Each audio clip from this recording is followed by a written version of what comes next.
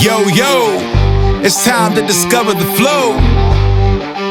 Shout out to the bros. You know, I like to welcome everybody to discover the flow. No matter how you discover the show or discover the bros, now you about to see how far we can go, because it's time for discover the flow. Yeah, cowabunga do.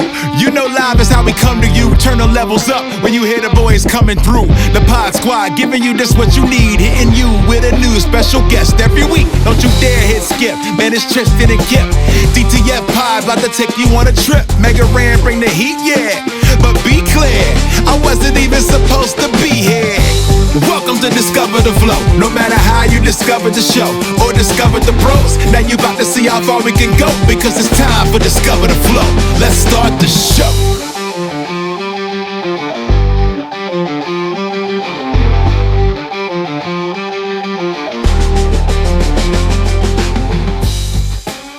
Sounds fine.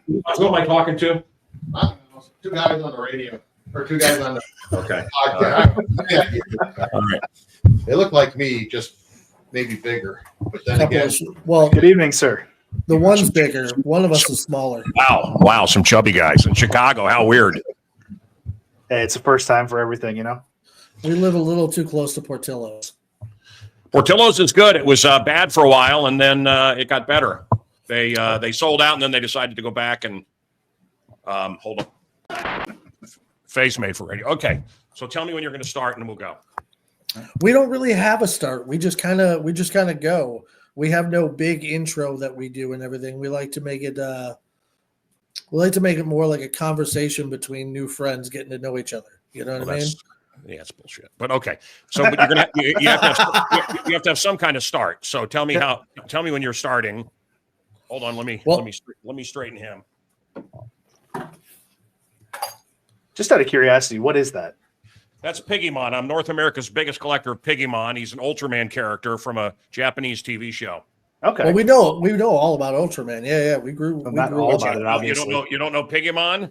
Obviously, I not did- all of it if I don't know that. Well, look up Yeah, obviously we weren't as big as we thought we were on it, but Look yeah. up the 66 episodes. I think it's called The Friendly Monster. All right.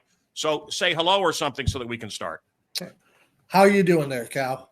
We're on now. Okay, I'm good. Yes, sir. I'm good. How are you fellas? Not too bad. Tristan Not and yet. Kip. Yep. Yes, sir.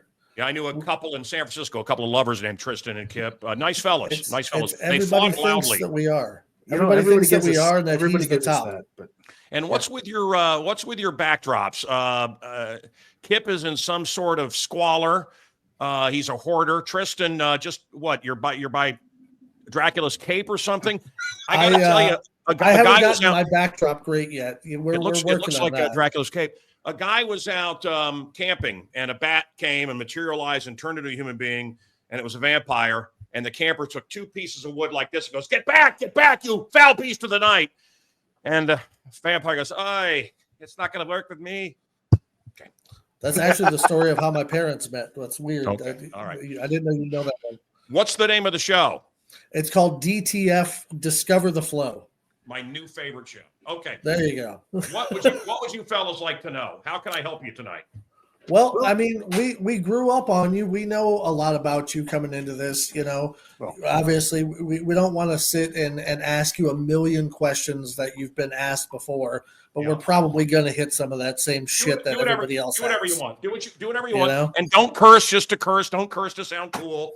No, we don't. We don't. Okay. no, All right. none of that. If None of if that. it comes out, it comes out. If it doesn't, That's fine. it doesn't. That's you know.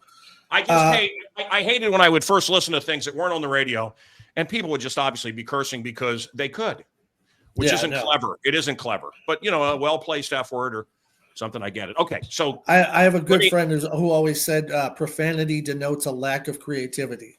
So well, I mean, we you're- don't. I believe your friend is correct. I believe your friend is correct. Here's something I've always been curious of. Where did the Yes. iconic black sunglasses come from? Can you grab me my sunglasses, please? You know, it just from looking tired all the time. I got up at 2:30 in the morning, which is also when the Japanese go to the dentist. 2:30, and I was tired all of the time, and I had a haggard look on my face, and I probably still do. And so the sunglasses covered the tired. Here you go. Here, you want Mancow? Here you go. There we go. There you go. There you go. That's Mancow. There you go. That's the There he Mancow is. I know. That's the There guy you I go. know. Na-na-na-na-na. Okay. Actually, That's probably, it. you know, the weird part was I actually thought about trying to download that music for the beginning just to make you feel at home. So Well, that maybe we'll would. actually give it an intro for when we release it then. That was from the Kinks, and of course they played my wedding, and I Oh, got right into on. radio. I got into radio to meet the Kinks, and as a boy, I heard the song "Destroyer."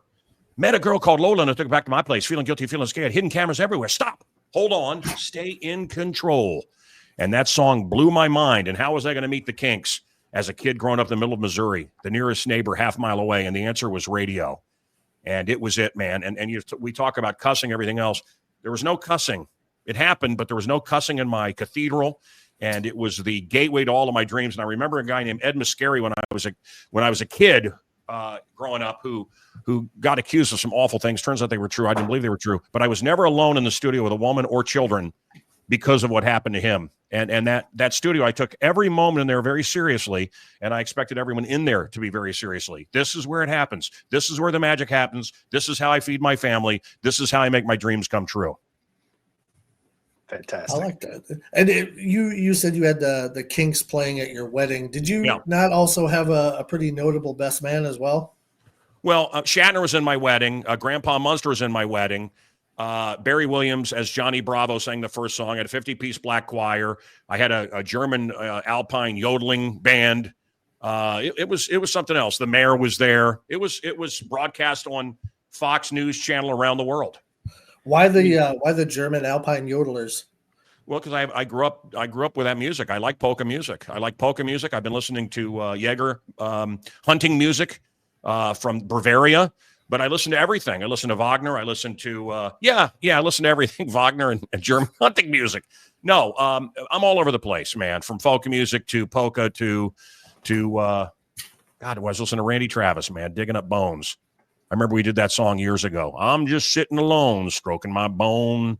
I'm stroking my bone. I'm stroking my bone. Anyway, You could have had a backup career maybe there. No, not at all. I wish, brother. I wish I could have sung, but I can't. But anyway, go ahead. Everybody can. It's just a matter of quality that's put behind it. No, not everybody can, and especially in the rap music where it's all programmed and put through a computer. That's not talent to me. You take somebody else's song and loop it and say stupid stuff over it. And then auto-tune it and just keep saying the same thing over and over and over again. Right. Yeah. So I know the Madhouse started in '94. Where did you start before that? What happened before that to get you into radio? And I started in 1984, and I had I was working at Golden Corral, washing dishes, and I had done theater, done 100 shows. I was in a pre-Broadway version of Owen Golden Pond. Blah blah blah blah blah. It's very boring, but I was. I'll never forget. I was offered $10 an hour to be at Montgomery Ward as a security guard. And I mean, I was starving. I was on my own at 18, and my parents did not help me. And so I got offered $10 an hour, and it was basically sitting in a dressing room looking at women change, two-way mirror, to see that they didn't steal. Not a bad job for a guy my age. $10 an hour to look at women dress and undress. It's a true story. And then radio came. This is Warrensburg, Missouri, near Suicide Falls, Missouri, where I was brought up. And anyway, radio was $3.35 an hour. 500 people showed up. I was the only guy that wore a tie. The guy thought I wouldn't steal from him, so then I robbed him blind. No. And I was the only guy that wore a suit. He didn't remember anything about me. We were given a bit of the Kansas City Star to read. 30 seconds next, 30 seconds next, 30 seconds. I stumbled through it, but I bothered to dress up for the interview and got the gig running Larry King overnight. Okay. Yeah. Well, what made you? All right, so that's the beginning of it. But like you said, you stumbled through it, and that it really wasn't your thing at the beginning. No. How The did you get past the 30 seconds I did, and then I never stopped working. And I started working with people that were better than me. There was always a lot of people probably naturally more talented than me, but I worked at it. And for every hour that you heard of my show, I put 3 or 4 hours work into it, and then I had people help me. And so I get offers frequently. You could make millions of dollars podcasting. And, we want to do an hour a day. Well, that's 4 hours of work. And then it becomes your life again. And that's why you haven't seen me. That's why I haven't done I just got offered a rock and roll radio show in the morning. one that came available in Chicago a few days ago. I can't tell you what. Please don't ask me. But I don't have it. I don't have the desire. And I was listening to the microaggressions, though. You are you still doing that one? No, I'm not doing anything, and I didn't want to do this, except that I remembered calling William Shatner and DeForest Kelley from Star Trek, and Mrs. Howell and Gilligan, and I would call people like that out of the blue, and Dr. Smith, from Lost in Space, and I would plead my case. Forrest Ackerman from Famous Monsters, and when I started doing a radio show, and I would say, "Look, I love you," and that was it. So that's what you guys said. You were inspired by the show. I don't have anything to sell. I have nothing to prove. And but I look, I understand it. I met Tim Conway when I was a kid. He was a complete bastard to me. Years later, I got to roast him, and it was brutal. And I was filled with hatred. And I destroyed him. In Los Angeles. And anyway, so I remember those people, for 20 years, people that came into my show, they meant nothing to me. But someone comes through like a I don't know, a $6 million man or Captain Kirk or Batman, Adam West comes through. That meant something to me. So I understand you guys listening to my show, Sven Gooley, I understand this bozo. This means these people mean something. And if I mean something to you, well, that's wonderful. Well, there was a lot of people like that were ingrained in us when we were growing up. Like I can't speak for Kip completely, but I did grow up on a lot. Well, you of are speaking for Kip. Kip, who has said he really nothing. is. You're not saying anything. Kip is not saying anything. So you are speaking for him. I've always been the talker between us. But no, okay. I did grow up on Bozo, and I did grow up on Sven Gooley and stuff like that. And I remember being a teenager listening to Mancow on my little AM/FM Walkman, on the way to school every morning. And that was one of those things that I didn't give a shit about Howard Stern, Yeah. I listened. Neither did I. I tried. It wasn't my thing. Mancow spoke to me. Chicago. Mancow reached out, Like I appreciated the effort that you and your group put in. I'll never forget, as far as you go, sir, just, we were driving to school, my high school years. We would drive to school and we would listen for the phone scams. That was what set our mornings up, was the Mancow phone scams. They were all real. They were all real. And anywhere I was against Stern, I just want to say we beat him. He had a staff of 33 people, 33 writers, and he had glasses on so that he could read everything that was written. Everything was pre-written in other rooms or written as he was sitting here. Oh, yes. And then he would read. It was a scripted show. My show, when you listen to me, one person, me. Now, I had a great crew. I'm not saying I didn't have help. I didn't have some chuckleheads with me. But it was, I could have destroyed him one-on-one. There's nothing clever there. There was nothing smart there. And the same thing with Blandmeyer and Dahl. By the time I got to Dahl, he was a bloated, he was a has-been in 94 when I arrived in Chicago. It was over. Were you and Stern ever close? Did you ever really know each other? And if you did, where did the heat come from? Brother, I had the #1 show, and I was on in 330 cities before I ever heard him. And I've never listened to him to this day.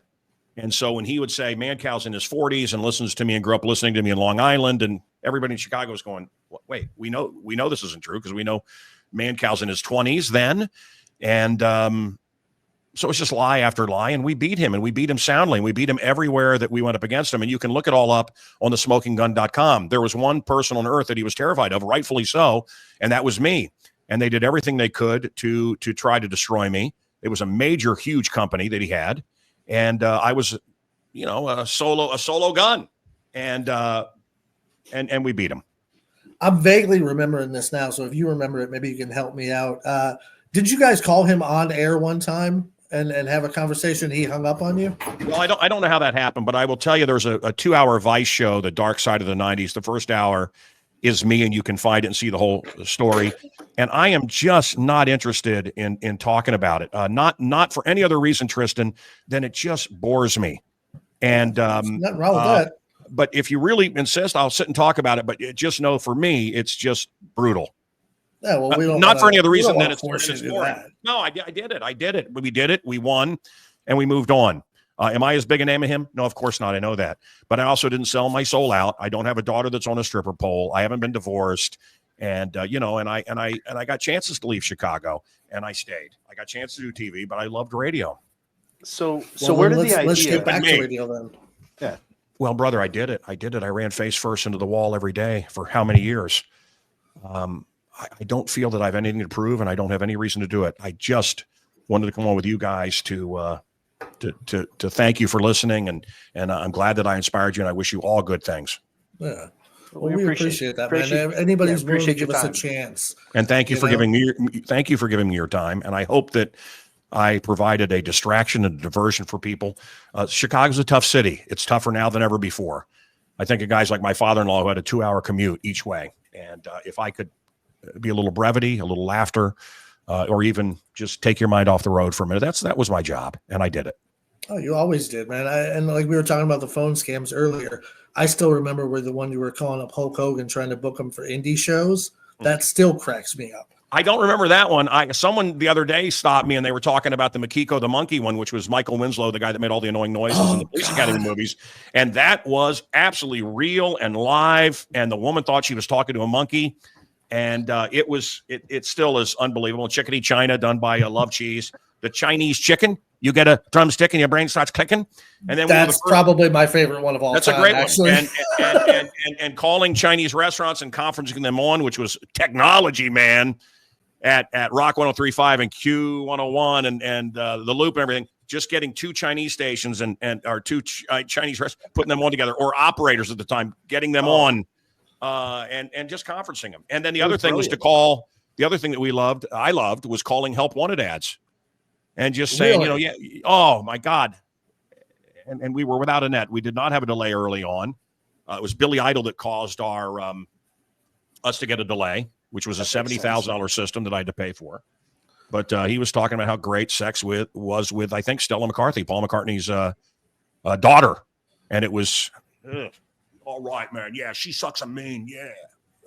and I'm oh my God. But no, to call a job interview that you don't want. And what time are you going to want me there? No, I don't. I'll be there at 11. I'm not coming at 9 o'clock, man. I like to party. And just the reaction, or calling in sick was the other thing that we did often early on in the show. I mean, early hours. I would do it and Turd would do it and call 7-Elevens all over. And, hey, man, I'm not going to make it in today. I've been puking up pigs and blankets all night.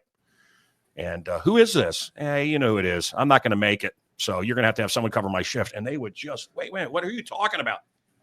The other thing we like to do was call restaurants and say we're back in their bathroom and we're out of toilet paper. I mean, that was fun. That was fun stuff. Was there ever any backlash for any of the phone scams? I don't know. I did one that is lost that I would love, and that was I called Keebler and complained about the elves in my tree. And it was a great one, and it got lost. They're all. I don't have copies of any of them. We put out some CDs, and those I can find, Bitch Bang and those kind of things. I don't think there was any. No, I don't think so. That actually. Yeah, and if one more favorite one was I called up a guy who had a popcorn machine, and I just kept singing popcorn. And I said, I'm the guy. There was a song called Popcorn. And I said, I wrote that song, and I need a popcorn machine for my concerts. You remember the song Popcorn? And he's, hey, man, I don't care. And his wife's going, hang up on him. Hang up on him. I mean, these were great moments. Oh. It amazes me that people they didn't even think to hang up the phone. Well, many did. They just didn't make the radio. Well, some we did live, some we did after the show. And when I would say, hey, we're going to do phone scams after the show, man, the whole crew, they want to go home. I get it. You brought up before, you guys, you had some CDs you had put out. There was, I believe, like 4 of them, right? I don't know. This is why I asked this, because we had mentioned previously when we talked. I worked for AAW, who was owned by a former member of your crew, we'll just say. Yeah. And I remember at one point he was telling me that you were looking for copies of those DVDs, and I had all 4, and I gave him all 4 of them to give to you, and they probably never saw you. No, never saw you. You're saying CDs? Yes, CDs. Yeah, no, I mean, you can get them online, and I have them. I have copies of them. Good. And the covers are hanging up in my museum. So how did you start the Man House in '94 at 103.5? Tristan, do you really care about this? Do you know? I do. I do you know genuinely that? do. Do you know that on December 5th I'm going to be meeting with Prince Rainier in Monaco? Do you know that I just had Flash Gordon staying here at my house for the last week? Do you know I knew about the Flash Gordon? I met up with Chevy Chase 2 days ago to do a private signing. Do you know that I ran into Rosie O'Donnell face-to-face at the Donald E. Stevens Convention Center? I mean, my life is so exciting. And I've always lived. I try to live every day like it's 1,000 years. And you want me to go back to 94. There was an intern that was handing out shirts, and he smelled, and I called him Turd. That became Turd. There was a guy that came in. He's a roadie carrying speakers and stuff. That became Freak. He was a freak, and he was told me a legitimate devil worshiper. And I have to tell you, that's the wrong way to go. Even in cuteness, I'm a Christ guy and a God guy. You don't even want to mess with that stuff. And I've seen it over and over in my life. People that mess with tarot cards and witchcraft and everything, it ends bad for them. Good things don't happen to you. You aren't blessed. You may have a brief time of luck. Luck is from Lucifer. That's where the word comes from, Luciferian luck. So you may have luck, but you're not going to be blessed, and you're not going to have it for a very long time. Remember that. And then the girl I brought with me from California, Irma, and Turd. I told you Turd. Love Cheese came with me. He was a stripper that came on as a stripping midget, and wanted to get into radio and started as an intern and became the finest radio producer on earth. And last I heard, he was producing the Drive morning show. Oh, wow. Yeah, I remember you guys had Brian the Whipping Boy for a while too, didn't you? Yeah, no, he had a contract, and they said, we can send him home. And I said, I don't like you. And he said, I don't like you either. He goes, but if you keep me here, I will work very hard. And I said, okay, we don't have to like each other. We can work together. And we did. And when his contract was up, he left, and that was the end of him. But that's it. I don't have any ill feelings. I don't think it's any ill feelings towards me. Yeah, fair. I mean, if you could be that way with people, that's kind of a good thing in life, you know. If that's the way things used to be. It didn't used to be left and right battling. We used to be able to be Americans and not. And I don't like people around me. I never wanted to be the king of anything or the god of all media or anything. I wanted to be a human being, and I enjoy. There is no, even here, you guys should argue. There's no entertainment. I don't care if you're talking a love story, a comedy, a drama, without conflict. And now, fellas, anything I say is anger or aggression. No, it's passion. It's being alive. And Generation Z, they are zombies. And I show emotion, and I always have. Like Jack Parr, I wear my emotions on my sleeve, and I always did. And I cried on that show, and I laughed on that show, and it was real. It was real. Well, I think it's because you come from an era where people would say hard times create hard men. And I don't think not hard right now. You did well, thankfully not. I look young. By the way, I look younger than you. There's no one that would tune in that did no, a little bit. There's nobody that would tune in that would think either of you were younger than me. And you were born. So as you say, my generation. Who cares? Age is just. I don't care about any of that.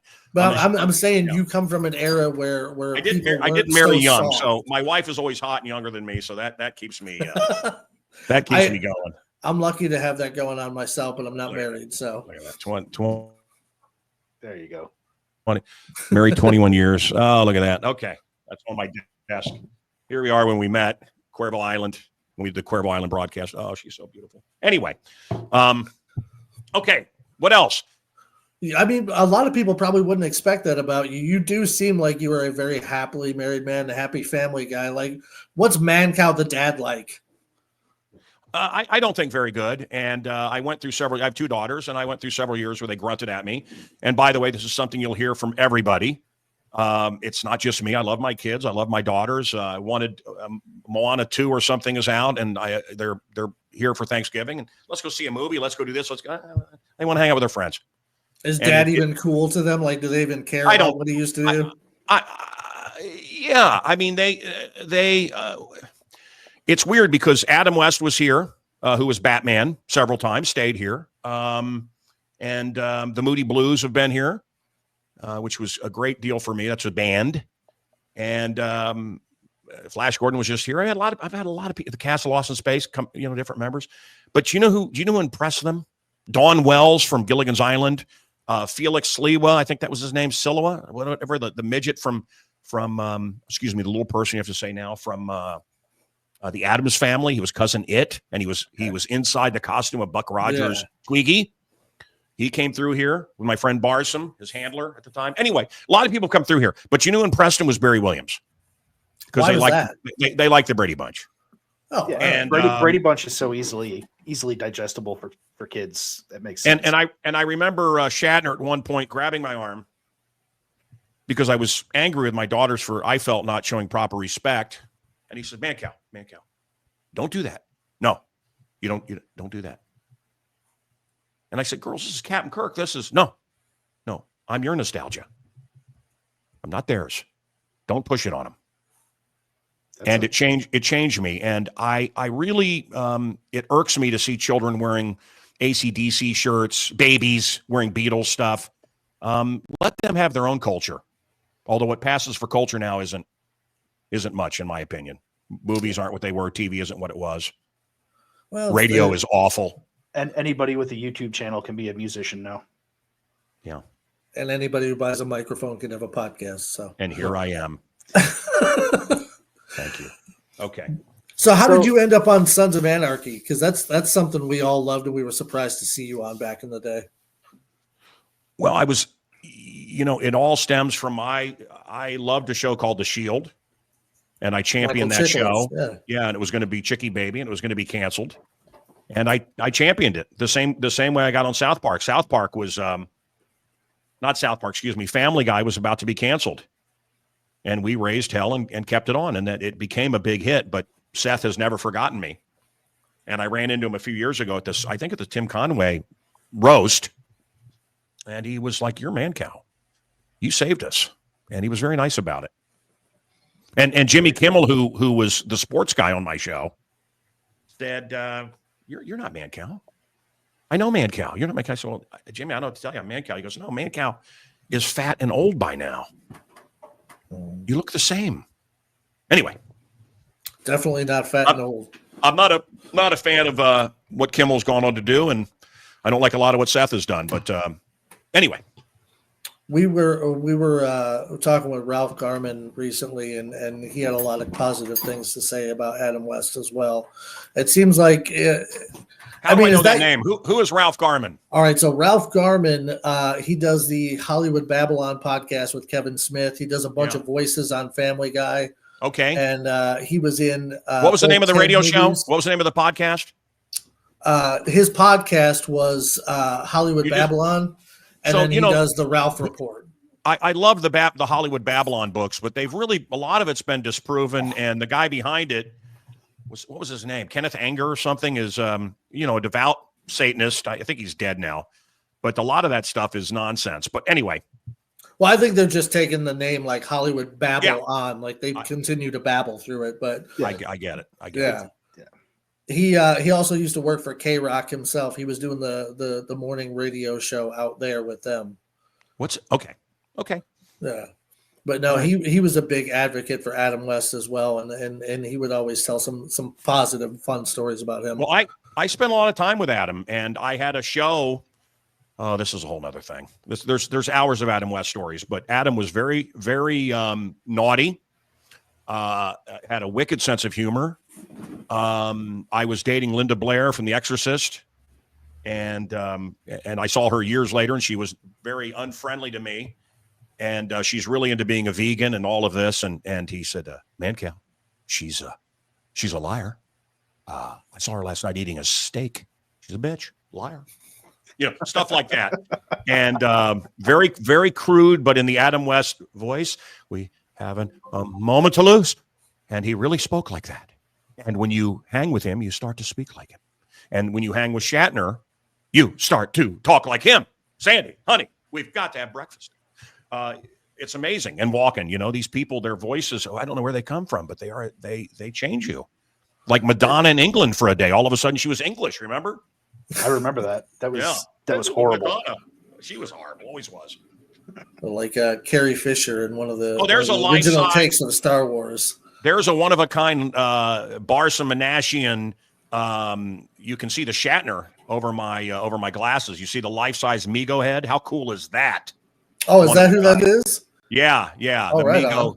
Yeah, and then you can see Ultraman behind me. I'm North America's biggest collector of Ultraman. I actually have an Ultraman ride from 1966 Japan in my basement, which is the museum.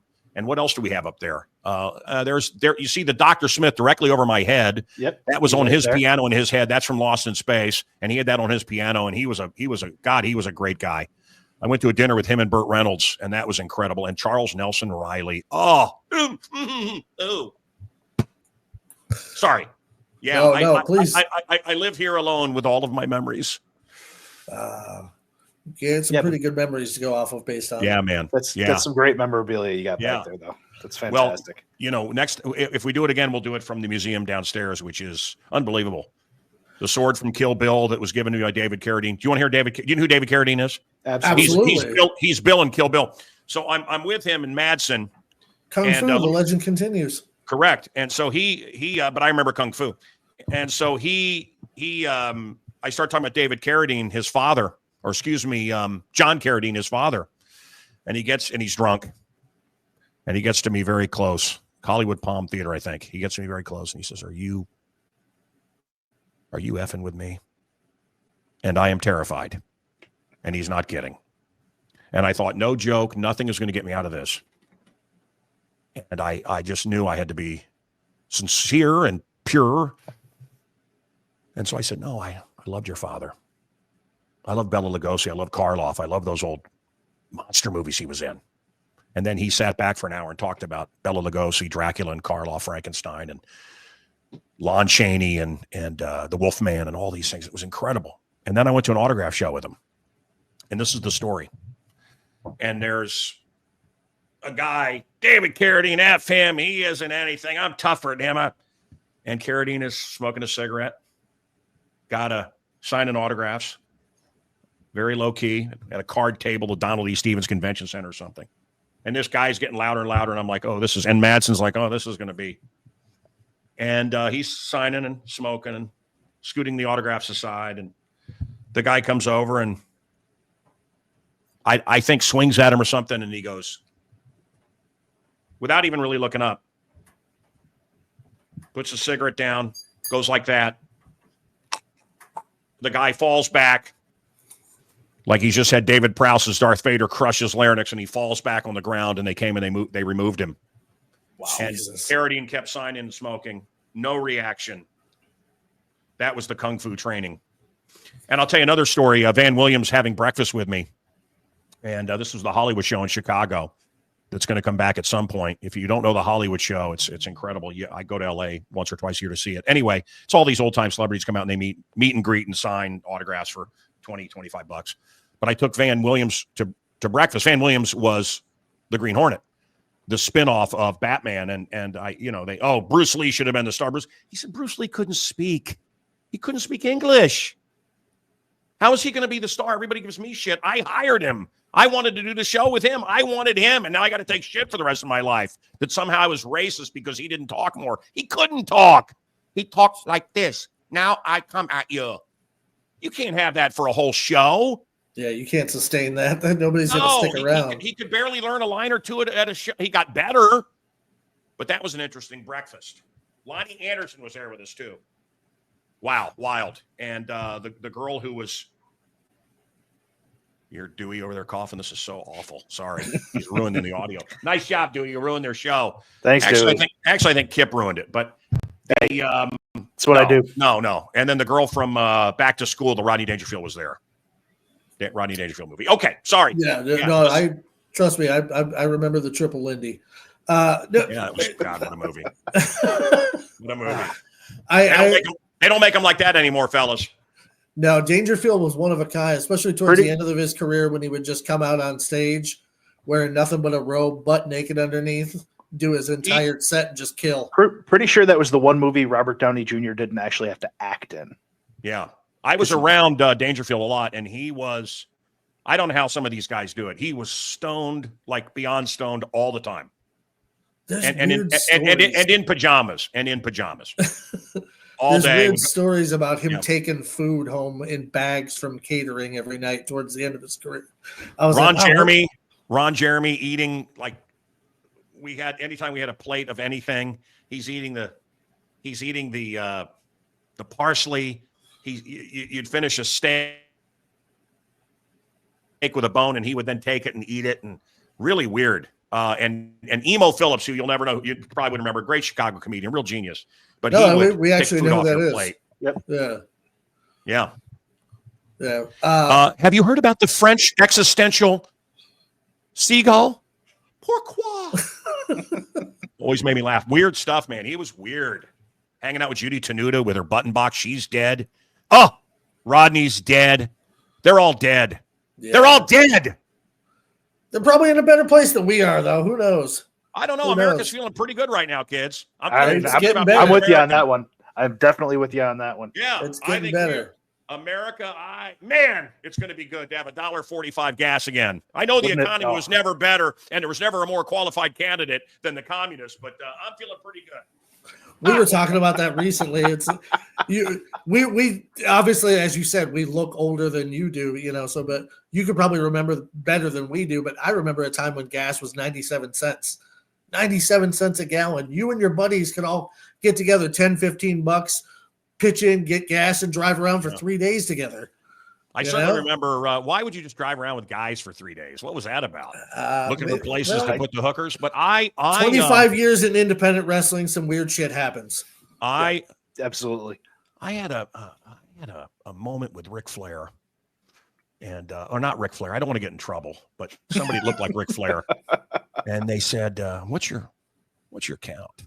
What's your count?" And I said, "What's your body count?" And I still didn't know. What? Huh? He goes, "Are you at 1,000? You got, come on, you're a good looking guy, hot radio show. You got to be at 1,000." I don't know what you're talking about, Rick, or somebody like Rick. Anyway, he said he's at 10,000 women. And I said, I don't know. Is that quality in those kind of numbers? Is there quality? Because I like quality. And then he said, and Hulk is at 20,000. Wow. Man, and I don't know what Will Chamberlain's at. I forget, but that to me, that there's a when you do that, there's a your spirits are being mixed, and there's a lot more to sex than just the physical aspect of it. And there is the physical aspect, and men can do it without much emotion. I understand, but 20,000. I guarantee he's going. Does it mean anything at that over point? Quality? But we saw him last year. When we saw him, he still had some game. He was still getting the attention of some beautiful women. Yeah. Rick still got game at this. I love him. I love him. And his weed's phenomenal. The best was I knew all those guys. I still know them. And I broke Jimmy Hart's leg, compound fracture, bone out of the leg, because I didn't know what I was doing, and they had me wrestle as a gimmick.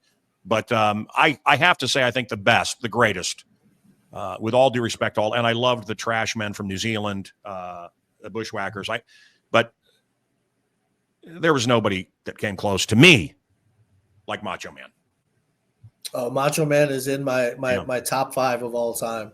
Well, he's everybody's top 5. And then it was Raven who gave me ecstasy for the first time, medical grade ecstasy. And it was what we had is called ecstasy here was speed, but what the wrestlers had was it just triggered endorphins, and you were madly in love. I'm in love with this microphone. I'm in love with Kip. I'm in love with this camera.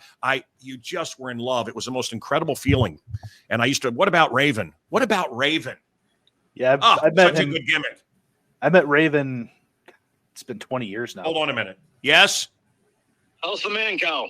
I'm good, man. I'm doing a show here with Kip and Tristan. Nice. So today you're doing it? Yeah, right now. Cool. You'll have to send me the links when you're done. I'll call you later. All right. Bye. All right. So that was Anson Williams. He played Potsy. Oh wow.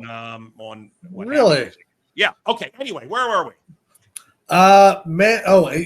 Kip was talking about, you guys were talking about Raven. Oh yeah. Met him 20 years ago. He's a character. He's an interesting. He's dead now, right? No, he's alive. Surprised he's not. I thought he was dead. I did see after Sting some of the stuff that he's done. I'm surprised too. We have a friend that passed away recently, who when we brought Raven in for one of our shows, we all went into the back locker room to go talk some stuff out, and We get back there, and he's just shaving his coin purse, standing over somebody's gear bag, just letting it all fall in. As he's like, "All right, so what are we doing tonight?" This is Sting like 2 days ago. That's not going to show.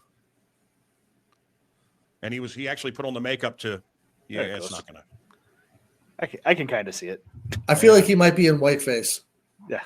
No, he is. But anyway, it's a great photo. But What'd you meet up with Sting for? he was at. I as I said, I had Flash Gordon staying at my house, and I was at this show. I got to talk to Reggie Jackson. I got to see Rosie O'Donnell. She was there with a cast of League of Their Own. Gina Davis has a massive head. She's massive, massive creature. Nice, but massive. And Chris Chelios was there. And there were guys from the 80, and you are too young for this, but the 1980 Miracle on Ice hockey team, which was really exciting for me to meet. And they were Mancow fans. And I saw Urlacher, and he can be, by all accounts, hot or cold. And I've heard some rough stories, and I was very timid. Hi, I'm Mancow. Oh my God, I listen to you every day. And he was a big Mancow fan and was as nice as someone could be to me. So that was a real treat. Yeah, we were actually quite lucky to have a guy like Mongo McMichaels, who he used to show up at our shows in Joliet all the time. He would just hang out in the back and watch the matches, and then come in the back and talk with all the boys and everything. And I haven't met a lot of guys from the NFL, but as far as everybody I've ever met, he was probably the nicest and most humble person I've ever seen. Never liked him. Really? Never liked him. Really? And they've asked me to do charity events, and I said it wouldn't be honest. And I don't know why. And I have stories like this, and there's probably people you've met that you hated that I liked, and I'll never understand it. Yeah. He was running for mayor or something, and he was so incredibly stupid. And I tried to help him, and he just couldn't be helped. And he didn't know basic things about politics. He didn't know basic things about issues. He wasn't smart enough to bullshit his way out of it. And I wanted to help him. The guy running his campaign was a friend. I wanted him versus the communist alternative. I was doing everything I could to prop him up, and it went very badly. And I was throwing softballs at him. And then the station, I guess the Loop, this is my memory. I may be off, but this is what I think I remember, something like this, that they hired some band he was in with other members of the Bears. And he said, yeah, I'll do it, but Mancow cannot announce us. And I thought, well, you bastard. And then I got all these calls. Hey, you love Mongo. You guys are friends. We want you to host this charity event. And he's sick. And I said, I'm sorry he's sick. I don't wish anything ill upon the man. But I couldn't stand on stage and do that. It would be dishonest. I don't like him. And I didn't like him. I mean, you got to stick to your guns. Not everybody. I don't want him sick. I know he looks awful, and what a monster I am to say this, but I don't like him. Sorry. And you don't have to like everybody on the planet. I can't it'd be boring. doing that radio show and being me. Everybody wants me to love every charity. They want me to love everything that they love. The Lady Demons, the Paul Demons. You've got to. They're going to cancel the Demons. You've got to help us, Mancow. And I said, no, I don't care about the Lady Demons basketball. I'm sorry. I don't care. There's things I care about. And that's not one of them. You're a passionate guy. Everybody probably just wants you to be equally passionate about what they love, but you can't give that energy to everything. You got to be yourself, That's right. Kyle, but what if yourself is a real jagoff? That's been my problem. If I had a totally different personality, more people would have liked me. Well, I mean, when you're doing stuff like this, honestly, how much is Eric Muller? How much is Mancow? Like, what's the difference between the two? Shitty question. Next question. Horrible question. Fair enough. But I when people come and go, hello, Eric, because they have Google. Yeah. That's all. I already know I don't like you. Not you, but I'm just saying when somebody, hello, Eric. Oh, I'm not going to call you Mancow. Everybody calls me Mancow. Nobody calls me Eric. Yeah. And I've never been called Eric, not for many, many years, longer than you've been alive. And so when someone calls me Eric, it's just to be a dick. Or just like they have some kind of insight. And I had that when I was with Flash Gordon. Someone came over to me at Carmine's, which was delicious in Rosemont. And Mancow, I've never heard of him. I never heard of him. You had a radio show? Oh, a few minutes later, what's Turd up to? I loved your phone scams. I thought you didn't know me. right? Anyway, Farley and Billy Corrigan and myself and other Chicago people. Chicago's very weird when it comes to its famous people. And I'll tell you, Tristan and Kip, how it is. It's you suck. And they're going to knock you down. Even if they like you, people come to Farley. Oh, you're not funny. You're just a fat guy that falls down. Hey, I want to buy you a drink. No, you just said you didn't like me. And so I never got this anywhere else I went. It's only Chicago. And this is people that like you. This is people that like you. This is people that listen. Wow. You suck, man. Hey, can I buy you a beer? Come on, man. Well, And they the want other to one, pretend like they don't like you, but they all still want a piece of you still. It's weird. And the other one is, hey, my wife hates you. Come talk to her. No, it's okay. No, why would I want to talk to you? Yeah. No. Yeah, I don't really give a shit about your wife. I got enough problems with mine. I gotta go make you happy. You know what my wife told me? I asked her if I was the only one. You know what she said? Yes, I was the only one. The others were 8s and 9s. Let me tell you something, fellas. Words hurt. All right, Kyle. Well, we don't want to keep you on too much longer. You know, I know you got other things you got to do, but Like, we are both fans of you have anything James better to do. Lipton. Yes. We're both big fans of James Lipton and the Inside me the Actor too. Studio. And Long may he rest in peace. Yes. and he always did the Pivo questionnaire at the end of his interviews. And we would like I've never been asked this question. we would like to do that with you Do it. here. So what is your favorite word? Stick. It's fun to say and it feels good in your mouth. Stick. What is your least favorite word? Probably Christ's name taken in blasphemy. It is an unforgivable sin, and people do it way too often and don't realize how brutal it is. I love the words Jesus Christ. I don't like when it's taken because, you know, some menu item you don't like isn't there tonight. What sound or noise do you love? These are good. Thank you, James Lipton. Thank you. Sound do I love? I love the sound of the doors on the Starship Enterprise. Whoosh, whoosh. Very cool sound. And I like the sound of we'll do the Enterprise. What sound or noise do you hate? Anyone on the radio other than me. All right. What profession other than your own would you like to attempt? Pornography. No.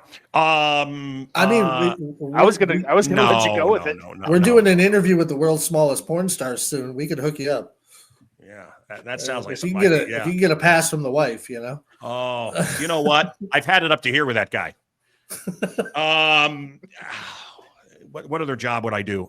Brother, I hosted a restaurant. I hosted a nice restaurant. I like that. I think that's a cool job. Glad handing, meeting people, hosting. I'm a good host. What profession other than your own would you never like to attempt? Pornography. What turns you on creatively? It happens so rarely now. It used to happen all the time. Some great acting, some great TV show, something. Most of anything that Studio Ghibli puts out of Japan, there's beautiful moments in it, a beautiful painting, a beautiful song. The Fleetwoods Come Softly. Great art that just, you can feel yourself evolve. You can feel your heart grow when you hear it or see it. And we've forgotten how to do innocence. Look at all of the Disney produced Star Wars stuff. They lost all the innocence. We've lost that as a culture. Innocence, sweetness. We couldn't do a G-rated movie now. Kind of shocking coming from Mancow, but I miss that. What turns you off creatively? Yeah. We said it early. Crassness, the easy laugh, and the easy laugh for the sake of an easy laugh, like a dad joke, that I love. But certainly cruelty or seeing animals abused for the sake of a laugh. I don't like it. There's too much ugliness now. It's different. It was different. It's different now. The last two questions are my absolute favorites. What is your favorite curse word? Well, it's the F word. Okay. Yeah. It's just you can use it in any form, in any way. It's a verb, it's a noun, it's everything. If heaven exists, Yeah, it does What would- exist. what would you like to hear God say when you arrive at the pearly gates? I'm an NDE expert. I'm an expert on a few things, near-death experiences. And people that go to hell don't want to talk about it. People that go to heaven want to talk about it. They want to do interviews. And some of the stories, and I've done hundreds of interviews, and I studied this my entire life. There is an afterlife. And there are two places, heaven and hell. And you don't want to go to hell. You don't want to go to hell. Hi would be good. Welcome. Let's say hi. Okay. All right. Well, we appreciate well. you, Cal, man. Thank Be you blessed. for giving us a chance, and thank you for sticking through this with us. No, it was great, and I'm paying you back for all the hours you gave me when you were The hanging only with thing, mommy's hopefully we breasts. didn't make you too miserable. So No, it was wonderful, and God bless you, and God bless all your fans, and and I wish likewise you all to you, I wish sir. you all good things. Okay, We appreciate happy it. Thanksgiving, and have a blessed day.